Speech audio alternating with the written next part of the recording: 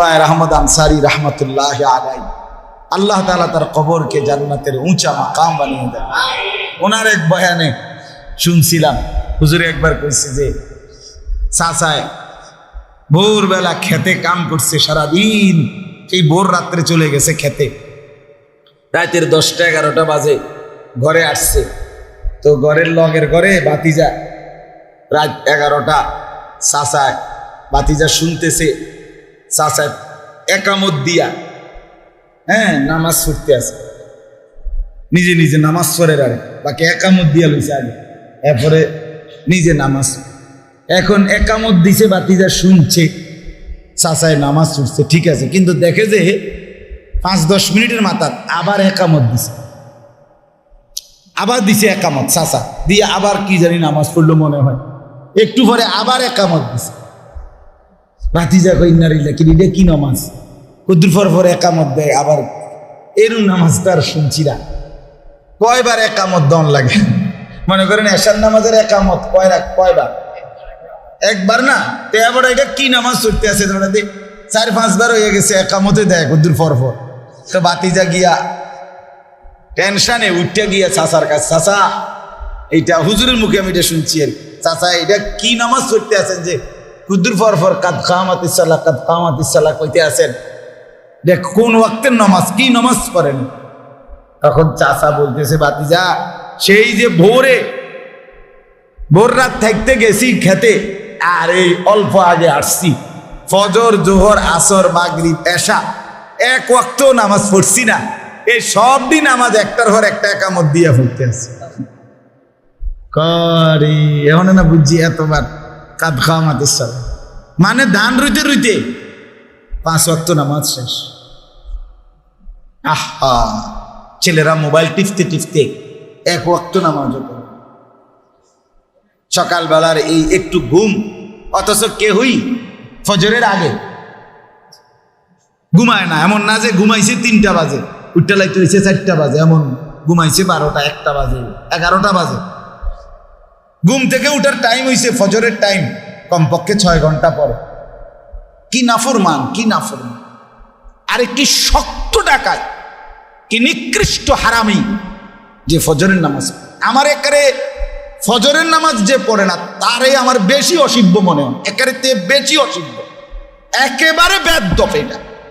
এটা একদম বেয়াদব, এটা বেশি অসিব্য, এটা নিকৃষ্ট বেয়াদব, এটা একেবারেই জানোয়ার, এটা হাইওয়ান, এটা খবিস, এটা খবিস যেটা ফজরের নামাজ একেবারে নিকৃষ্ট অপদার্থ বলতে যেটারে বুঝায় এটা।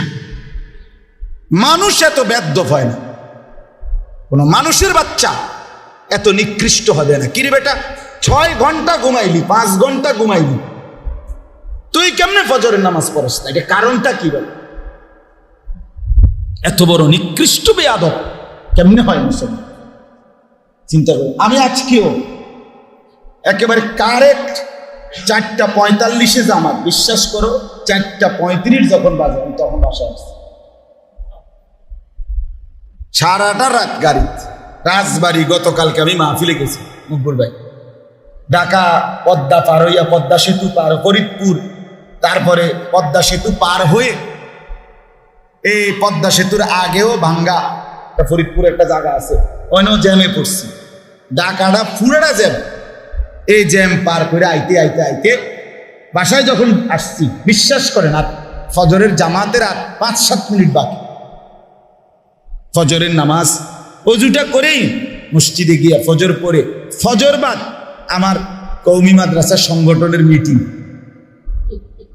আগে মিটিং দিয়ে রাখছি, আমার খবরও নেই, আর এত রাজ্যে লাগবে আমি এটা ভাবিও না। এই যেখানে মিটিং হবে, ফজরের নামাজ সালামটা ফিরাই আমার শিক্ষক নাজেম সাহেব, মাওলানা মাসুম, ফেরে আমি ডাকে হলে মাসুম, আমি এনে বইয়া কাইট হইয়া ঘুমাইতে আছি, তারা আইতে আইতে, মানে মিটিংয়ের সদস্যরা আসতে আসতে যে কদ্দুর সময় পাই, ঠিক 40-42 মিনিট হবে, তারা আসতে আসতে লাগছে মিটিং, এই কদ্দুর টাইম ঘুমাইছে। ওই যে আমি আপনাদের বললাম না একটু আগে যে ভাই আমার কাল ঘুমাইতে আসে, এই কারণে আসলে ঘুমাইতে পারিনি, তাই সারাটা দিনই দৌড়াদৌড়ি গেছে। যাই হোক, আমার বলার উদ্দেশ্য হলো এটা কি মানুষ, এটা কি জানোয়ার, এটা কি হাইওয়ান? 5 ঘন্টা ঘুমাইয়া সেটা কি মানুষ? হায় হায়, যে পদার্থ না অপদার্থ, না এটা ক্লিবলিঙ্গ না উভয়লিঙ্গ, আমি বুঝি না। দেখিতা জলজ্জান্ত মুসলমান এভাবে দিনের পর দিন কখনোই মনে পড়ে না ফজরের নামাজের কথা, তার রবের কথা। অথচ প্রতিদিন সেই রবের নিয়ামত হিসাবে আল্লাহ যদি চোখ খুলে না দেয়, কসম আল্লাহ, কারো পক্ষে ঘুম থেকে জাগার কোনো ক্ষমতা না। হ্যাঁ, যেই কোনো মানুষ যখন ঘুম যায় নিজের ইচ্ছায় সাথে সাথে ঘুম আসে। কথা বলেন না কেন?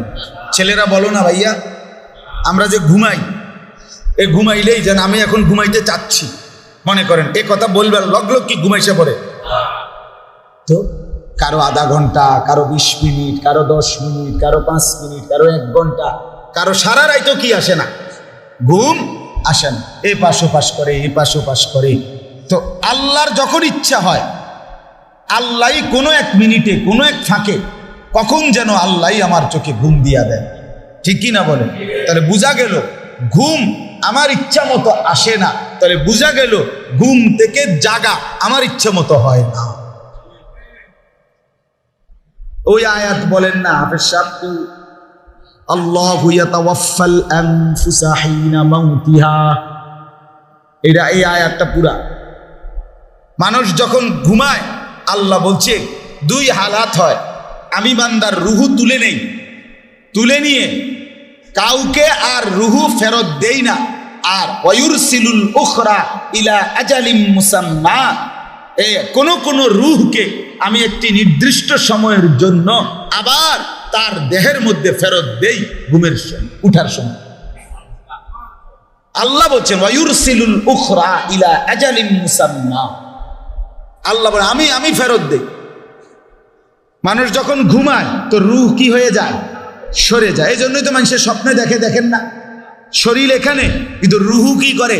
ঘোরে। এবার ঢাকা সিটাং ঘুরিয়া, লন্ডন আমেরিকা ঘুরিয়া। ওই যে একজনে কৌতুক কইছে যে কয় ঘুমের মধ্যে দেখছে বিশ্বকাপ খেলতে আছে, এরপরে খেলতে খেলতে খেলতে খেলতে একটা গোল যে দিছে, একটা শট দিছে, ডাইরেক্ট গোল পুষ্ট দিচ্ছে, গোল আর ডাইরেক্ট গোল, গোল করে যে শিক্ষার দিয়ে উঠছে, উঠটা দেখে যে পাটা মশারি ছিদ্র কইরা, মশারি ছিঁড়া, ওই যে গোল দিছে, মশারির কোনা ছিঁড়া লাগছে। কত বড় গোলটা দিল চিন্তা করছে।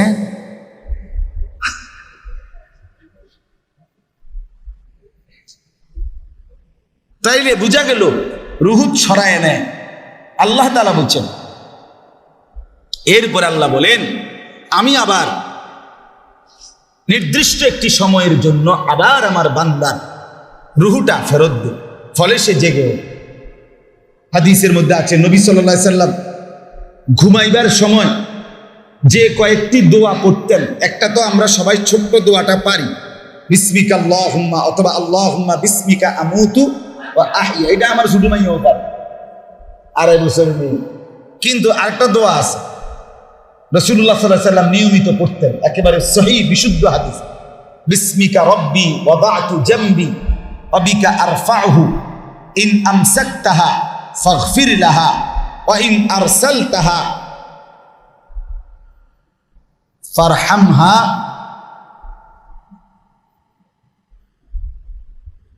ইন আমসাকতাহা ফারহামহা ওয়া ইন আরসালতাহা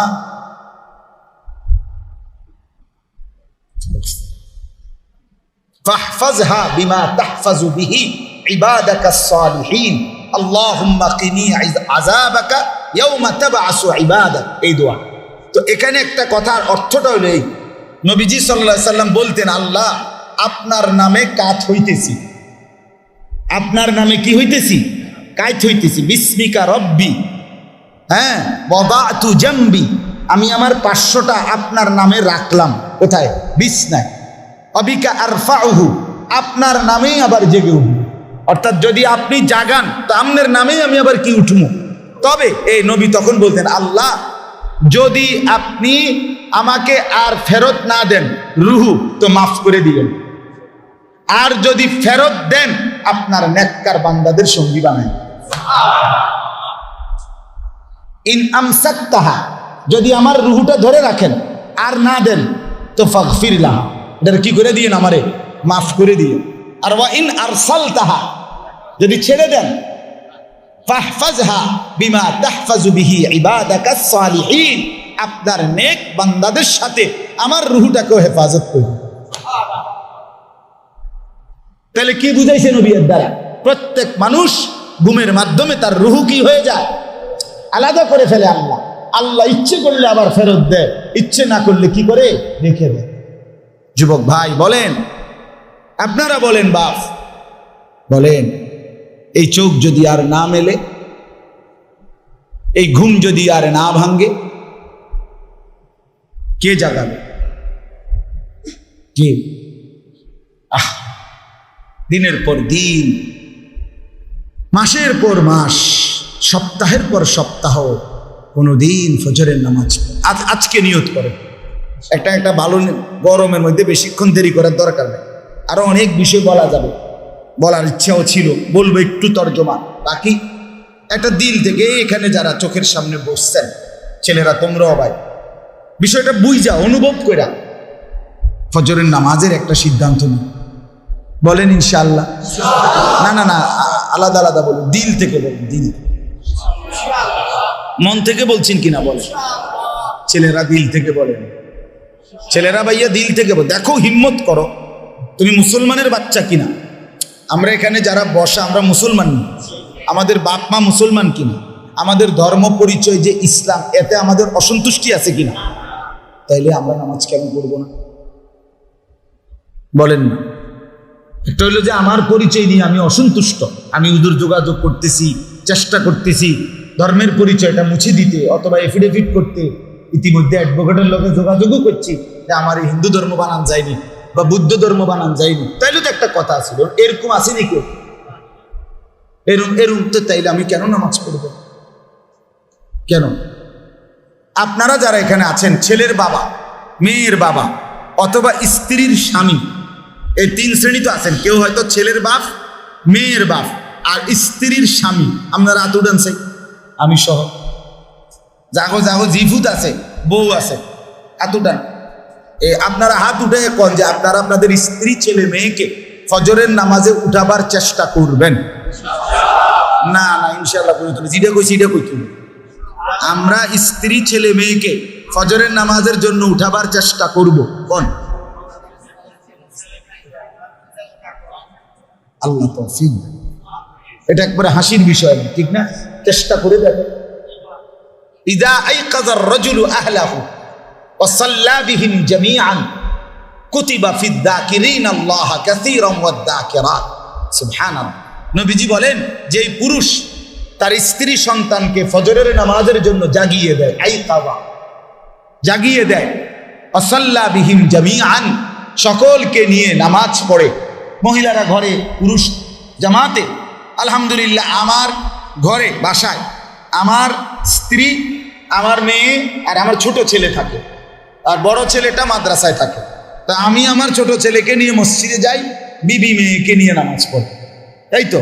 তো সকলকে নিয়ে ফজরের নামাজ পড়ে। আল্লাহ রাসূল সাল্লাল্লাহু আলাইহি ওয়াসাল্লাম বলেন, এই ফ্যামিলির সকলকে আল্লাহ তাআলা বেশি বেশি জিকিরকারী পুরুষ এবং নারীদের অন্তর্ভুক্ত করে দিবেন। আচ্ছা, যদি কারো নাম বেশি বেশি জিকিরকারী পুরুষ এবং নারীদের রেজিস্টার খাতায় ওঠে, তার পুরস্কার কি? ওয়াদ্দাকিরিনাল্লাহ কাসীরান ওয়াদ্দাকিরাত আ'আদ্দাল্লাহু লাহুম মাগফিরাতান ওয়া আজরান আযীমা। আর কি লাগবে? রব্বুল আলামিন বলেন, বেশি বেশি আল্লাহ তাআলার জিকিরকারী পুরুষ এবং নারী আমি আল্লাহ ফয়সালা দিলাম, আমি আল্লাহ তাদের জন্য আমার মাগফিরাত দিয়েই দিলাম। ওয়া আজরান আযীমা, আর সর্বোত্তম বিনিময় জান্নাত লিখে দিলাম। আর কি লাগবে? আর কি লাগবে বলেন? আর কি হওয়া উচিত ছিল?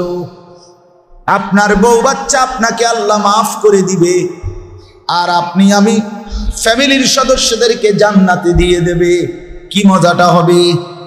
আল্লাহ কোরআনে বলেন, হাসরের ময়দানে আল্লাহ যেই স্বামী স্ত্রী নেককার ছিল, আল্লাহ তাআলা সরাসরি ডাক দিয়ে বলবেন, উদখুলুল জান্নাতা আনতুম ওয়া আজওয়াজুকুম তুহবারুন।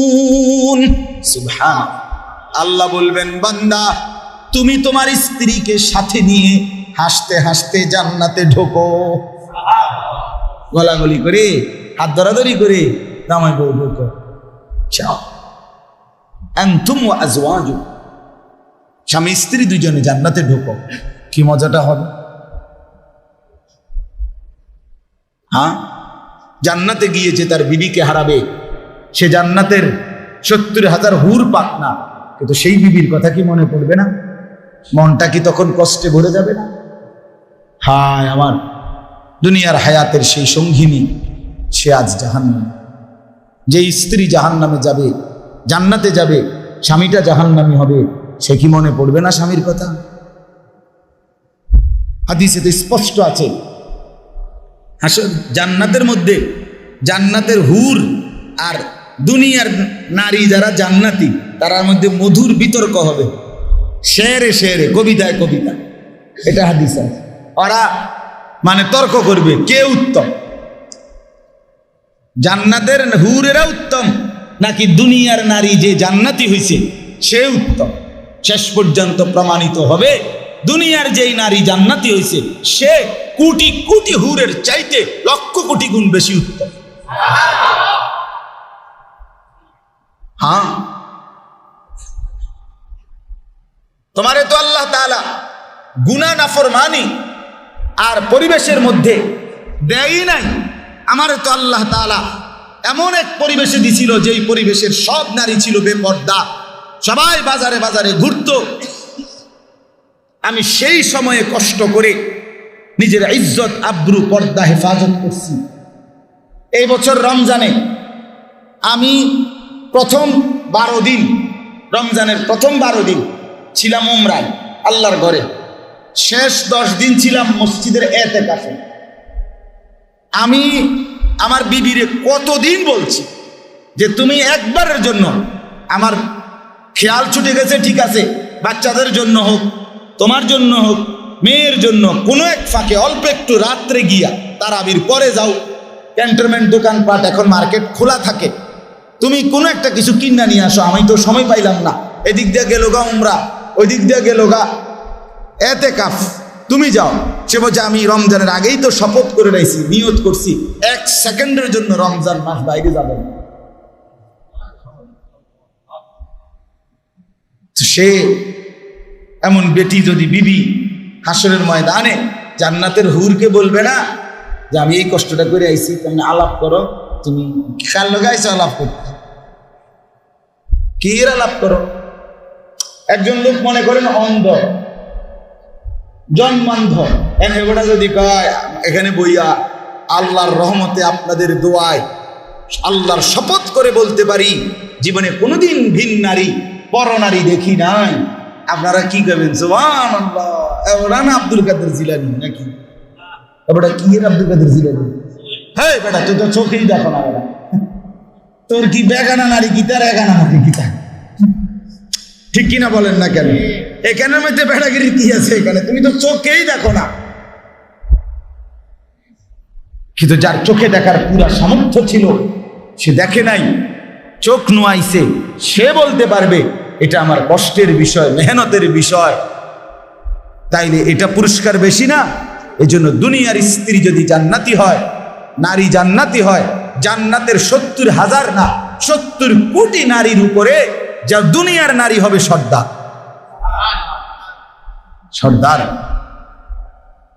যাই হোক, কথার প্রসঙ্গে আমরা অন্য কথা লম্বা করে বলে ফেললাম। একই হিসাব আপনার জন্যই বলা, যখন যা আল্লাহ তাআলার পক্ষ থেকে দিলে আসলো বললাম, আল্লাহরই পক্ষ থেকে। এই জন্য আপনাদের কাছে অনুরোধ করি, এই আজকে যারা এই মজমার মধ্যে বসছেন, বা আমি একটু শক্ত বলে ফেলছি ফজরের নামাজের বিষয়টা, কিন্তু আমার এটা খুব দিলে লাগে, আমার এটা খুব বেশি কষ্ট লাগে যে হারি মুসলমান এটা একটা বেশি বেশরম আমার কাছে মনে হয়। একটা হলো আমি ঘুমাইছি না, আমি ঘুমাইলাম, আমি কেন ফজরের নামাজ পড়বো না? সকালবেলা একটা মানুষের অফিস থাকে না, দোকান থাকে না, কোনো কারণ নাই, মানে ব্যস্ততার কোনো অজুহাত ফজরের নামাজের সময় আছে কি ভাইয়া? ফজরের নামাজের ওয়াক্তে কার কার অফিস খোলে, কোন কোন ব্যাংক খোলে? ফজরের ওয়াক্তে একটা ঠিক ফজরের টাইমে আপনি দোকান খুলতে হইব, এটা এমন জরুরি কাজ। তাহলে আপনি কোন গাছটা কাটেন ফজরের সময়? ঘুমটা ছাড়া। আর সেই ঘুমটা তো আপনি গেলেনি, এমন তো না যে আমি ঘুমাইছি না, আমি তো 3 ঘন্টা 4 ঘন্টা 5 ঘন্টা হলো ঘুমাইছি, তো আর অসুবিধাটা কোথায়? বলেন ইনশাআল্লাহ ফজরের নামাজ পড়বো ইনশাআল্লাহ। সবাই বলছেন নি দিল থেকে? ইউটিউবাররা কইছুনি, এই ইব্রাহিম বলছুনি কিটা কইছে, ফজরের নামাজ পড়বো ইনশাআল্লাহ। আল্লাহ তৌফিক দান করেন। কেবল এইগুলো লইয়া আটলে হইতো না, দোস্ত, কাম হইতো, কাম হবে যদি আখেরাত নামে, যদি আখেরাত নামে।